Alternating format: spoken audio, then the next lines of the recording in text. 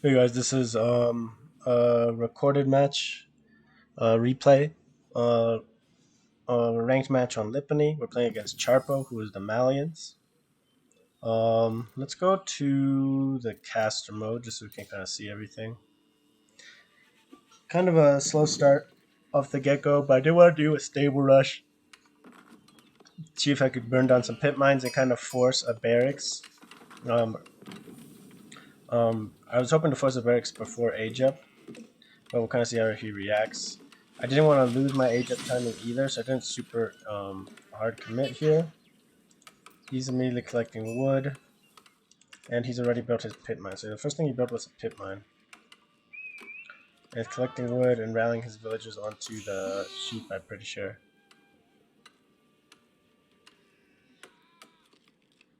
What's he meant to? He's got an idleville right now. So, he does a pretty good job in terms of scouting too. That's the one thing that's a little bit bad about the horseman drush build, is you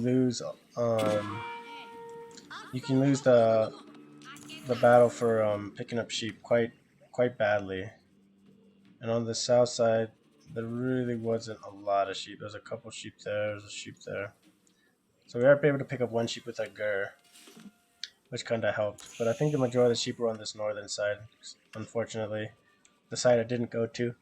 So just kind of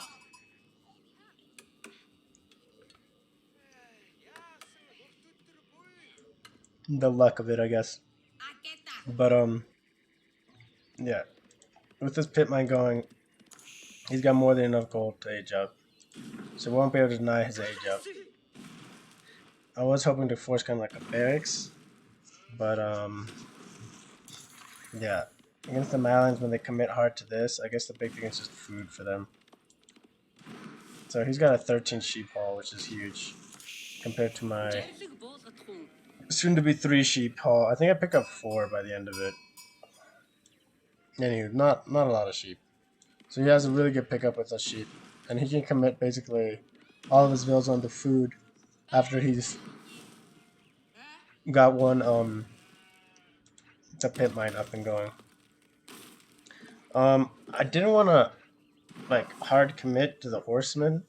I felt like our opponent had like better sheep. We didn't pick up a lot of sheep, and then if I stayed too long in Dark Age, I wouldn't get very much of a benefit from it. He's fast aging up to with 6 villages, which seems a little bit unnecessary. And he's scouting around here. He hasn't picked up anything.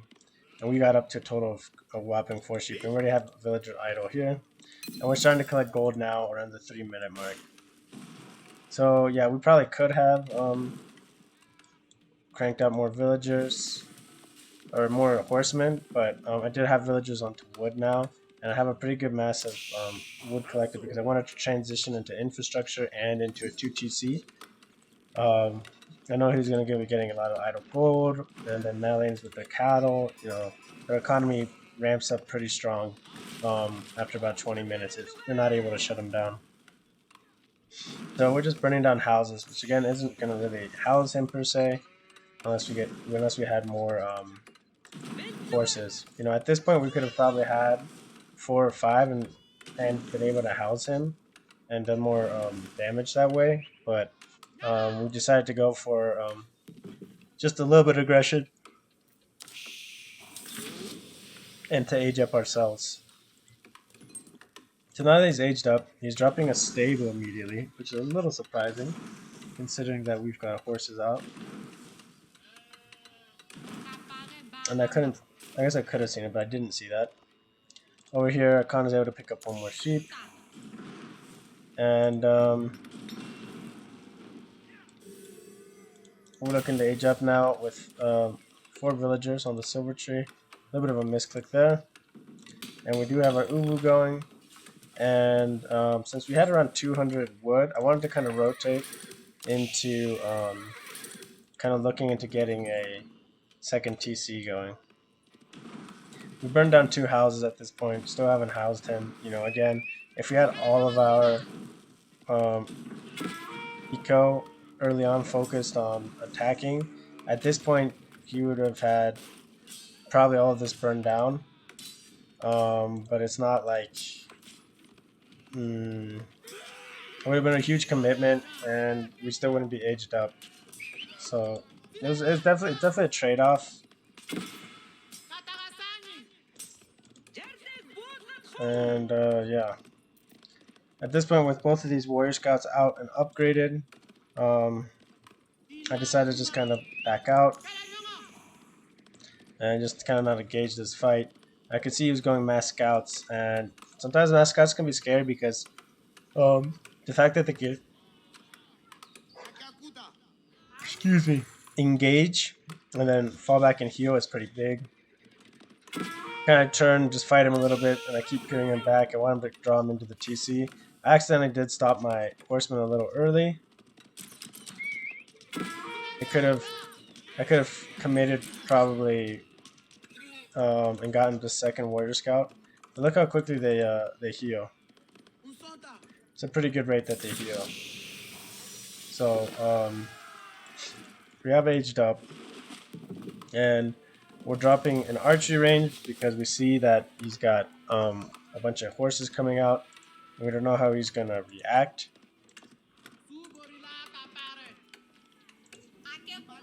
He's dropping a mill, and he's picking up professional scouts. It's a super expensive upgrade. Super expensive upgrade, but since he has malians, I can see why gold isn't really much of an issue here. And he's gonna start killing these sheep or these deer and start picking them up. On the other hand, we still have 3 villagers on gold, and we're just rotating villagers. Still into food, but we're pulling 9 villagers to go fight this. We were gonna go fight this boar, but I changed my mind because there's a berry patch right next to this deer.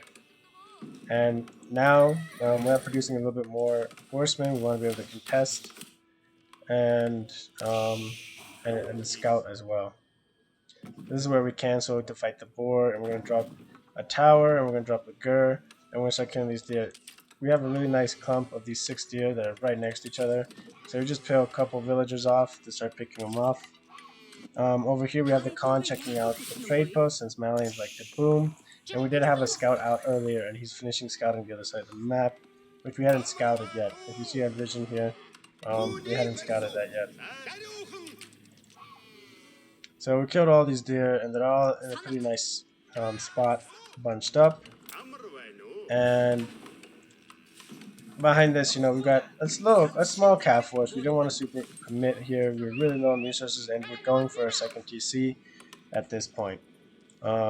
We assumed he was setting up a second pit mine. We weren't sure where until this scout basically spots it out on the mini map. He kind of sees it.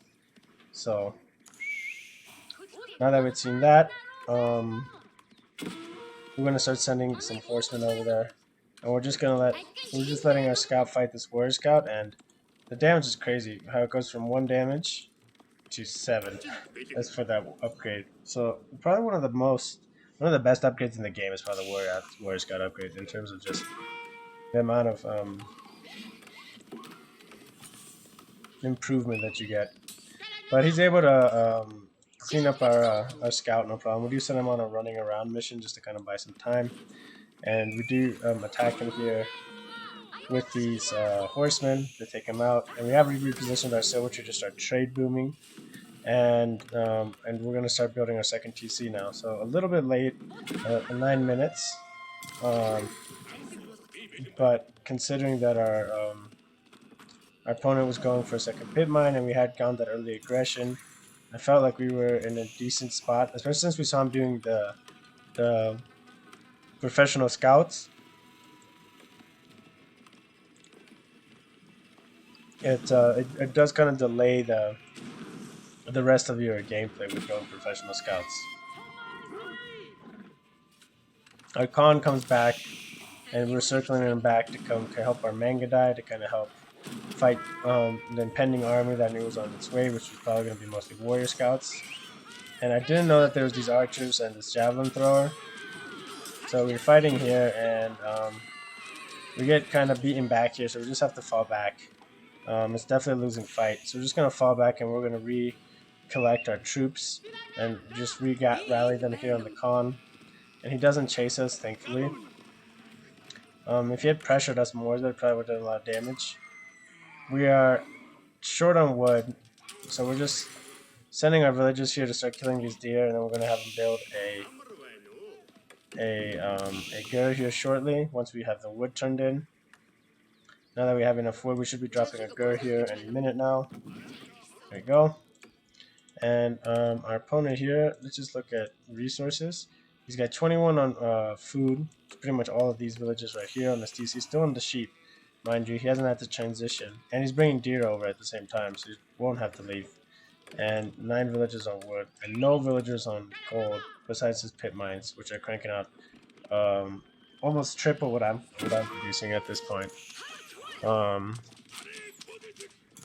Over here, we do lose 1 manga die, but we're able to kind of pull in the sofa as well as this warrior scouts, and it's a nice little envelopment that we're able to do here. We kind of just pull in this cow while his ranged units are chasing, and now that his ranged units are getting hit by this cavalry, and he's trying to pull back his warrior scouts and his sofa, our Mangada are going to be able to pick up that cav, and we're going to be able to take down his army, or the small force that was here with his cavalry. We do pick up this one villager as well. So at this point we've done a little bit more destroyed value than he has. And we've done 2 worker kills, which is his, hasn't been able to kill any. And we do begin trading ever so slightly, not heavily. 1 scout is kind of scouting here. And at this point though, we are at double TC, and this is where our eco really starts to outpace him, even though he's got the pit mines going for him. And he starts sending, I'm kind of surprised he sent the mining camp over here. I'm not entirely sure why, versus taking the one he already had. Oh, I can see, okay, I see now, because he's aging up for castle. So he's prepping for a pit mine over there is what he's doing. So at this point we're running up and we're able to spot this castle age, pick off a villager, and then we're able to spot that castle age, as well as his, we spot it right when he's aging up, so it's not a huge amount of info. We're finishing up our deer over here on this side. We did pick up the, I believe it's survival techniques. Yes, so we picked up the survival techniques. He did a good job walling off this backside, so we see that there's no pass through here, and we've been slowly burning down over here with our horsemen. While he was casting up, we were able to take the lead in terms of our military numbers. And one thing that we did kind of early on focus was only keeping about 6 villagers onto wood at the initial parts, but then once we committed to the second TC, we started to really focus on our food production. And then we're still rallying troops over here. We're burning this pit mine down, and we're getting good destroyed value here. And we just kind of assumed that he was going to start pushing on the other side here, which he has. He's got 2 javelin throws and a sofa, which would be a pretty nice force to repel a Mangadai raid. Definitely cost effective. Over here, we're trying to just skirt by his archer force to see the rest of his base, which we kind of knew that he was trying to do. And then we do, unfortunately, run right into his sofa and his javelin throws. And so, like I said, it's a super cost-effective little Mangadai raid defense force. And over here, we are finishing up our wheelbarrow. He's going for his lumber preservation, and all of our villages are kind of able to survive there, but we are going to start losing some of the villages here. And trade, again, we haven't super begun to boom here. We try to bring back our Mangadai over here, and we just get absolutely wiped over here, unfortunately. But our main cavalry force is still alive, and we are going to start burning down this pit mine. We knew that his army was over here, for the most part, besides a couple of warrior scouts that raided us over here. And surprisingly, we didn't lose any villagers here. It's a little bit of a minor miracle, but we do have a lot of weak villagers, so we're definitely at the point of losing more vills. and we look for the age up, and we're aging up with 15 villagers. We are definitely behind here, and we didn't want to fall too far behind. And we do burn down this pit mine here, which is going to cut down some of that gold income. And we take these villagers, and we just fight that scout, since it's just a scout. Over here, we were burning down this the pit mine, and then after that, we burned down the house. At least set it afire. And we're just gonna fall back. We didn't want to really fight this.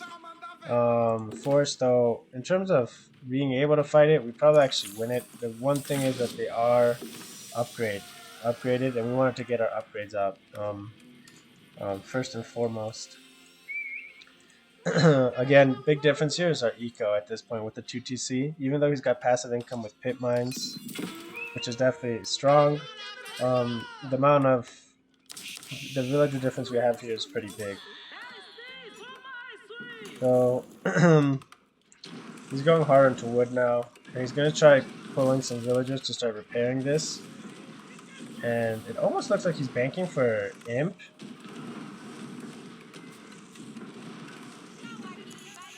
But wasn't entirely sure. But we were able to burn, because he's got plenty of food, and it looks like he was almost banking for imp age, which may not have been a bad move actually, because he could have had an imp start imp in a minute's time. Versus I think he eventually reaches up here in like in a while, in 5-10 minutes probably. So he pushes our base again here.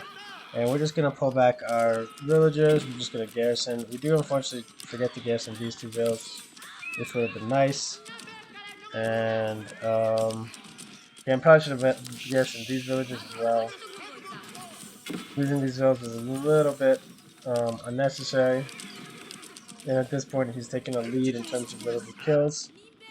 From behind, we raided his woodline, pulled him off, and we're just roaming, trying to find where we can get some kills. We did pull a couple of knights onto this gold mine. Again, we can't one-shot the vills. He does have to pull back his army here. And we have to garrison our vills here, and we're going to start to set up some towers on our trade line. That hasn't started to boom yet, but we do have 7 traders out, so there's definitely a decent amount of income coming from those. We see this force over here. We're just going to pull back our cav. At this point, we felt like we were outnumbered in terms of military, and we were, so we didn't want to lose all of those. And over here, he's got 5 javelin throwers, and this actually kind of made me think that he was going to build a lot more javelin throwers. And here we started losing a good amount of veteran Mangadai, and that's where we fought back here. I really thought he was going to commit to more, and that's why we start doubling down on our cavalry production. As well as increasing our infrastructure that we have to start dealing with his military. Behind this, again, we're raiding the backside of his base. Kind of a slow reaction by him, and he loses a vill. A couple of vills here. Yeah, he loses quite a few villagers here. I'm actually quite surprised about how many villagers he's losing. Over here, our Mangadai were kind of distracting his main army. And that's kind of why we felt comfortable fighting over here. Taking out these vills. Behind us, our armies are just increasing. And he's getting a bunch of upgrades. Imported armor for his sofa is going to be really strong. And after we've idled his wood income for a good amount, we're going to just pull back and wrap around. And at this point, we're trying to get as many upgrades as we can. We haven't gotten a lot of blacksmith upgrades, but in terms of unit upgrades, we have gotten our veteran horseman. And relics as well. We had our prayer tent up, but we didn't do a very good job of picking up relics. Let's see. 0 relics for either side. Over here, our horseman just kind of skirt by his warrior scout army, and I think he notices it, and instead of giving chase, he decides to dive us, which isn't a bad move. Our horsemen have looped around the side here. We're trying to do a pincer move, got a force 1 army over here while we're hitting the other side. And he starts fighting us here, so we're going to have to pull back our villagers. We do have a priest going on to pick up these relics. And at this point, we're just kind of in a bad spot in terms of defenses. If he, hard pushes us, we won't be able to do too much.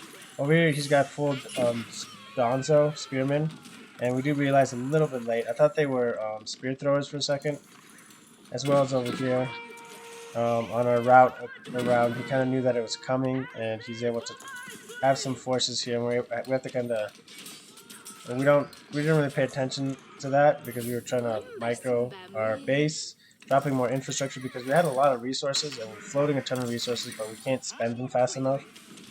But we're just massing a big army here to be able to repel this attack because we knew he was going to start pushing us. And we're able to save a couple of these guys from the initial raid on his wood line, and we're going to wrap him around again. And at this point, he starts pushing us here. A little bit of miss micro with a Mangadai. Do lose a couple. But we're going to bring over this Cav force, and behind here, we're hitting with a horseman raid. I thought I was hitting with a horseman raid. I must have clicked a little bit early, and they aggroed onto the buildings instead, and they're going to be wiped up by those spearmen.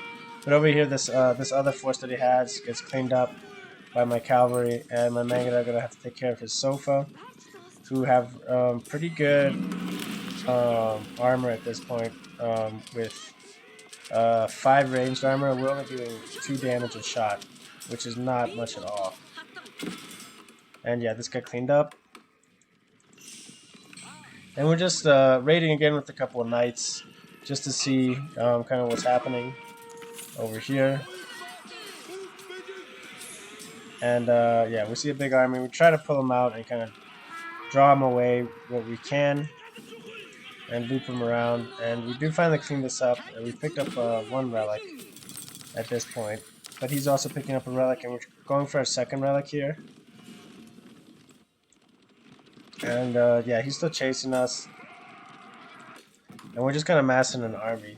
Behind this, we had kind of decided, even though we had dropped a bunch of infrastructure, and we kind of established our trade, we are dropping a 2nd market and a prayer tent to get the upgrades and to be able to boom up our trade line if it does get burned down again. And what we really wanted to focus on was hitting our imp timing.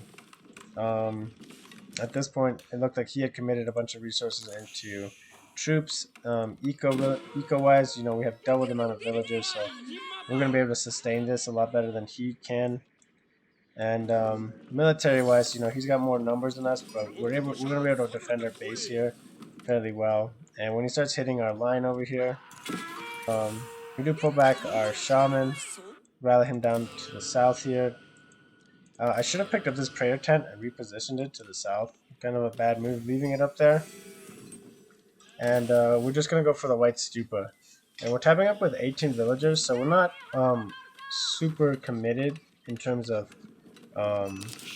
tapping it up as fast as possible. We didn't want to reduce our production too much. And yeah, he kind of starts burning down our trade post and starts hitting our trade post. At the same time, he hits our trade line in the middle. And this is when he starts pushing us with this other force. With 7 sofas and a lot of Donso. And it's a good force here. It's a pretty strong force. I have to check it and see what was going to be the best answer. And it's definitely going to be my Mangadai. And since this was mostly Donso and not my not the other raiders, I had to use my I wanted to use my knights up there to fight it, but I felt like it was going to be a bad fight going with pure Donso. And I didn't realize that these were pure Donso. They got those javelins on them. They kind of look like the spear throwers. Actually, I dropped the defensor because I thought we were going to be fighting the spear throwers. But we were able to clean up this raid fairly well. And the big thing is we have aged up, and he's kind of looking to imp up. I'm assuming we got absolutely tons of gold. Loading absolutely tons of gold. And again, still, now he's got 7 armor on his sofas, and we're not doing, we're doing 3 damage at this point. We are starting to get our upgrades through though, thankfully.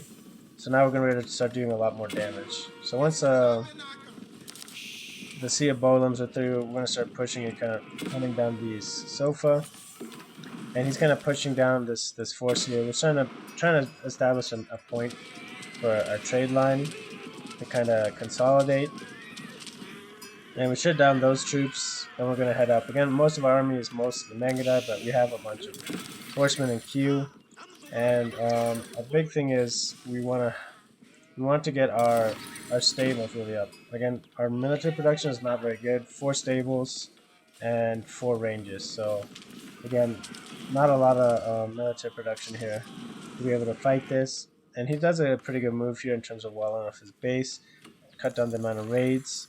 And his military production is also not very good. He's got 2 barracks, 1 range, 3 stables.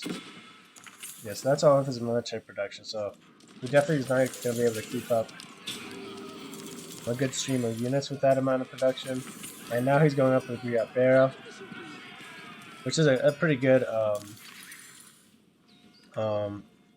landmark. He's got tons of gold. He's flowing just absolutely disgusting amount of gold. He really should be trading some of this into food or start producing some military infrastructure. So okay, so here you go. He drops some military infrastructure. He's dropping 5 barracks. And over on our side, we have yet to drop a bunch of infrastructure. Our wood mine had to get moved, so we're going to start really cranking out a lot of wood here shortly. And our trading is now up to 8. So again, probably not a bad idea to drop like, I don't know, two more markets here. We were really suffering on gold, and we just kept building just horsemen for the meantime. We're trying to get some raids in. We're able to pick up this one priest on the outside of this gate. And military-wise, we've got a huge advantage. So I feel like this game at this point is 100% pretty much over. He's got good passive income here on his food. I guess it's hard to tell how much of his food is from this cattle. I guess same with his gold. He's got really good resources, but it's kind of hard to quantify the difference in our ecos at this point.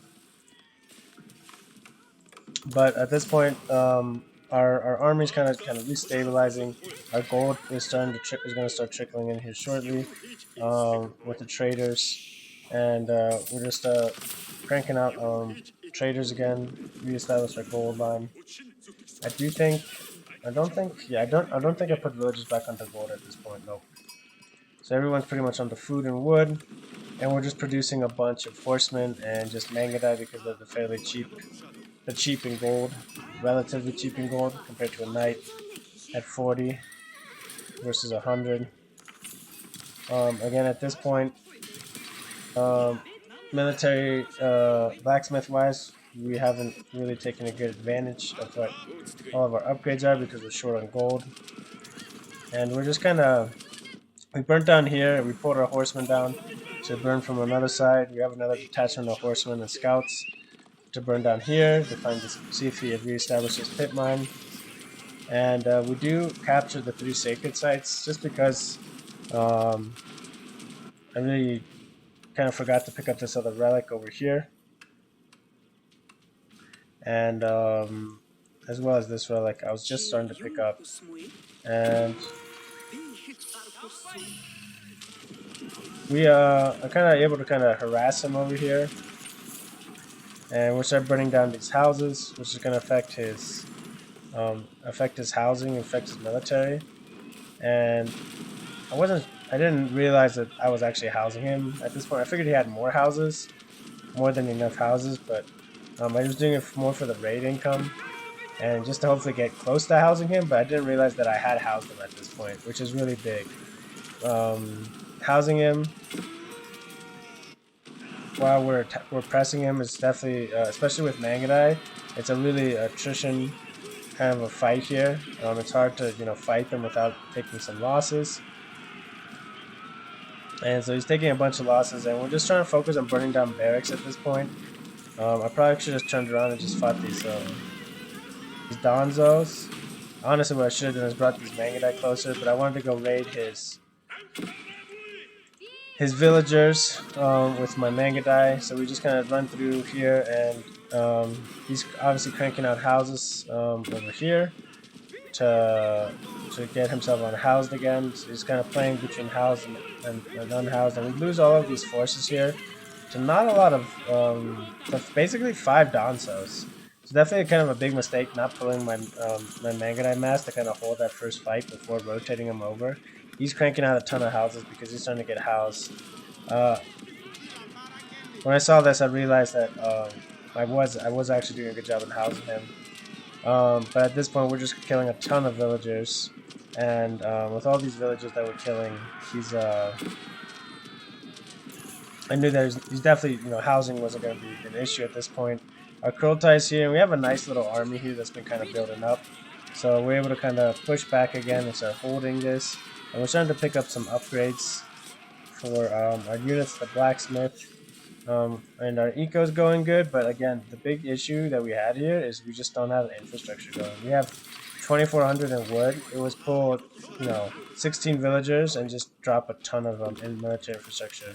So what I do is just take one villager and drop some infrastructure. So again, kind of underwhelming what my reaction was. Over here, we are starting to get elite horsemen, and our Mangada are now elite as well. So they're doing a really good job of shredding his troops here that followed us, and we're just going to keep running through his base on the backside. His villager counts are super low. He's got 28 idols, so basically has no villagers left at this point. It's all passive income, which you can see he's got 900 food per minute on that, and his gold pits, his pit mine's still generating 500. Oh, it's a little bit surprising. Pit mine 120. Oh, this pit mine I left up. That's kind of bad. At 50. Either way, he's getting pushed back there pretty good. Oh, this is the other pit mine at 102. But Wasteland is a pretty good beachhead at this point, and he was pretty much out of resources, and he does GG out of this. And we did finally start dropping some infrastructure. But again, with one villager, it's just kind of a joke. I really should have dropped a ton more with all these villagers that I had. But again, kind of a sloppy match. Been kind of playing mediocre, I'd say, the last few days. Definitely little mistakes like that against a better player, not having the proper amount of infrastructure. And if he did have enough infrastructure, he could have pushed me back and changed that fight. So um, definitely still got to polish a bunch of things in my gameplay. But thanks for watching, guys, and I'll catch you on the next one.